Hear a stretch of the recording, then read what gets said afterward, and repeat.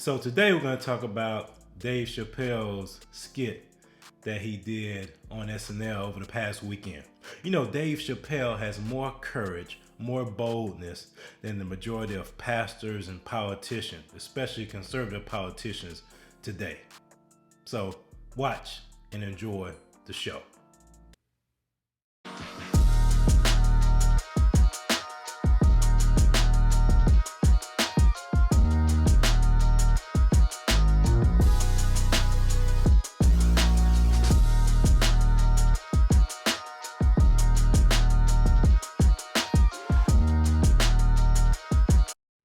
Welcome back to the Biblical Conservative channel. We'll come against the anti-God, anti-human, anti-biblical, anti-American spirit that's looking to prevail in this land.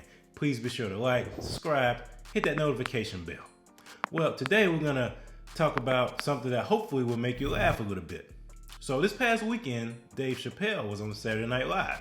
Now, if you don't know the history of Dave Chappelle, people have been trying to cancel Dave for the past probably 3 or 4 years because of his boldness and his courage to speak about things in the culture from a humorous or comedic way.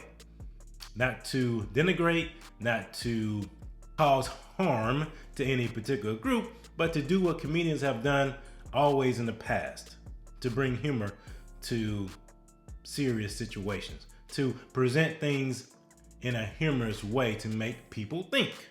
Well, with cancel culture and with the Marxist tactics that are used by the quote-unquote underserved, underrepresented, marginalized groups, they don't want you to speak on these things anymore, not in any kind of way, especially as a comedian. Well, as you will listen here, Dave, in a typical fashion, throws all that caution to the wind. Statement that I prepared. I denounce anti-Semitism in all its forms. And I stand with my friends in the Jewish community. And that, Kanye, is how you buy yourself some time.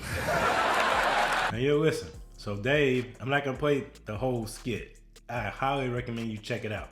Now, I don't agree with everything Dave has said. Of course, I don't agree with the language that was used. But the sentiment is that we as Americans should be able to speak freely. As a matter of fact, it's part of our First Amendment right, the freedom of speech. But there are people in this country, there are forces in this country that want to take that right away from you. And if they can't take it away from you, they want to bully you into silence.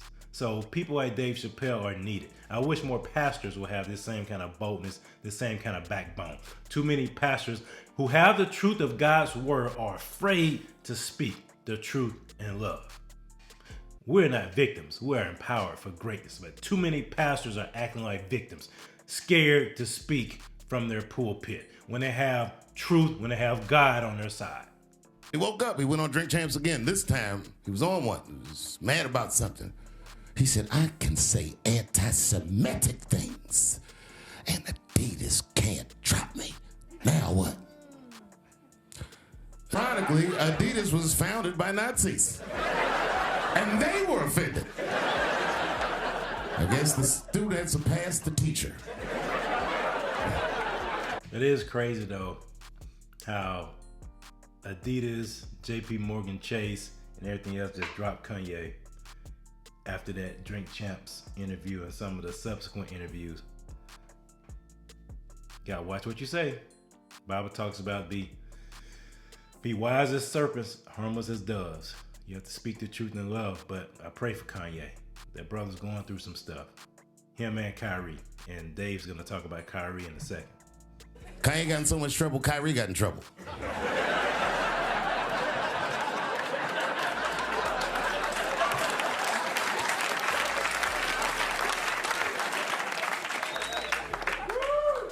Hey, I want you to notice something. Look at the folks in the background, like the drummers. One guy in the back left with his arms folded. I wonder what he was thinking. This is where, I draw the line. I know the Jewish people have been through terrible things all over the world, but you can't blame that on black Americans. You just can't. You know what I mean? Thanks to the one person that said who. I want you to hear what Dave has to say about Trump. This is very interesting coming from Dave because Dave is a Democrat. But listen to the insight he provides because, he lives in Ohio. How do you don't understand why Trump was so popular? But I get it because I hear it every day. He's very loved.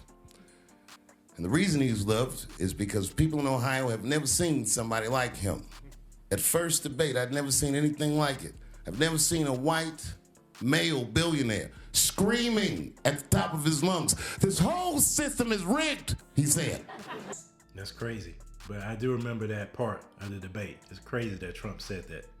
The moderator said, "Well, Mr. Trump, if in fact the system is rigged, as you suggest, what would be your evidence?" You remember what he said, bro? He said, "I know the system is rigged because I use it." No one ever heard someone say something that true. And then Hillary Clinton tried to punch him in the taxes. She said, "This man doesn't pay his taxes." He shot right back. "That makes me smart." I remember that part too. And too many people right now are pouring dirt on the grave of President Trump. Now, a lot of this stuff Trump does bring upon himself with his personality, his narcissism, his way of making everything about him and selfishness. But the policies that he pushed, the America First policies and those things, that resonated and still resonates even today with a lot of people. They may not tell you, but it does.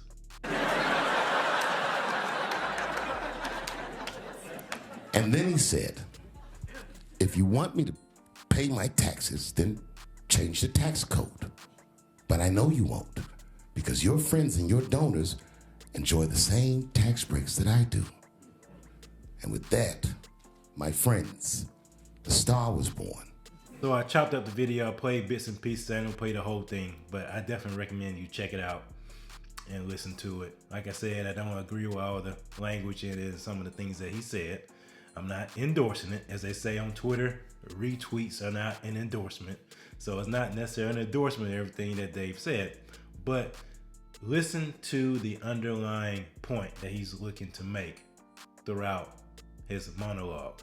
Just listen to the underlying theme that he's looking to push, especially this piece right here. It shouldn't be this scary to talk about anything. It's making my job incredibly difficult. And to be honest with you, I'm getting sick of talking to a crowd like this. I love you to death. And I thank you for your support. And I hope they don't take anything away from me. Whoever they are.